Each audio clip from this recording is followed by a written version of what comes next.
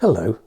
The Lunar Society, a group of prominent Midlands figures, part of a movement that has become known as the Midlands Enlightenment, made up of manufacturers, professionals and gifted amateurs, met monthly, mainly in each other's homes, to dine and share ideas from 1765 to 1813. They also organised the occasional excursion, for example to the Derbyshire Peak District, to investigate its geology. At first, meetings took place on a Sunday, and then, to accommodate Presbyterian minister Joseph Priestley, on a Monday, nearest the full moon, to make for easier journeys home in an era before street lighting. The basis of the society was friendship, a shared love of knowledge, and a desire to apply scientific advances for the general good. Meetings were informal. Erasmus Darwin described their get-togethers as a little philosophical laughing. There was no constitution, no minutes were kept, no membership list, and if there were any publications, none have survived. At the core were 15 or 16 regular attendees. These included the industrialist Matthew Boulton, engineers James Watt and William Murdoch, potter Josiah Wedgwood, gunmaker Samuel Galton, physician Erasmus Darwin, grandfather of naturalist Charles Darwin and related to both the Galton and the Wedgwood families, Presbyterian minister and chemist Joseph Priestley, ironmaster John Wilkinson and clockmaker and geologist John Whitehurst. Among the peripheral members of the group were pioneer canal builder James Brindley, printer John Baskerville, engineer John Smeaton, botanist Joseph Banks, Benjamin Franklin, one of the founding fathers of the United States, and Derby artist Joseph Wright. In the early 1770s, Wright showed his mastery of light in a series of romanticised nighttime studies of new technology at work in an iron forge equipped with a water-powered tilt hammer. This is in the Tate Britain's collection. Members of the Lunar Society took turns to host meetings. Matthew Boulton's Soho House in Handsworth, now a museum, was a regular venue, as was Erasmus Darwin's house in Lichfield, also now a museum, and Samuel Galton's Great Bar Hall, at the time of recording in poor repair and on the building's at-risk register. Although most members were progressive thinkers and idealists, politics and religion were never discussed. Quaker Samuel Galton's business as a gunmaker, and especially as a supplier of cheap muzzle-loaders that were traded for slaves in Africa, was sharply at odds with the views of fellow society members, and compromised the pacifism and strict anti-slavery principles held by fellow Quakers.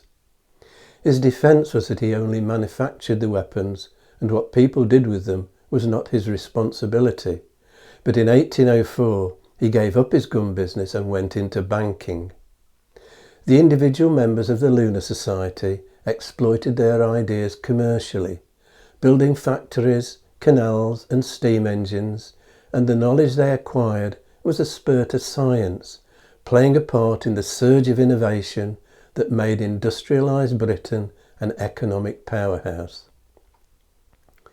Birmingham-born Matthew Boulton had been managing the firm for several years when he took over the family buckle, button and toy-making business, aged 31 in 1759. Toys in this sense was the generic term used to describe small metal goods such as snuff boxes and various trinkets. Birmingham's central location in the English Midlands, at a time of poor transport links, had been a constraint on product size. In partnership with John Fothergill, Bolton expanded the business, adding silverware and ormolu to the range of goods produced. In 1766, all his operations were brought under one roof at a new purpose-built factory in Soho, Handsworth, where the latest steam-powered mass production methods and assembly line principles were introduced. Bolton moved into Soho House alongside the factory, developed and extended from an earlier cottage on the site. The Soho manufactory soon became a magnet for industrial tourists. Potter Josiah Wedgwood modelled his factory at Etruria, which opened in 1769, on Matthew Boulton's Soho manufactory. The roundhouse is the only building remaining of the original Etruria pottery works.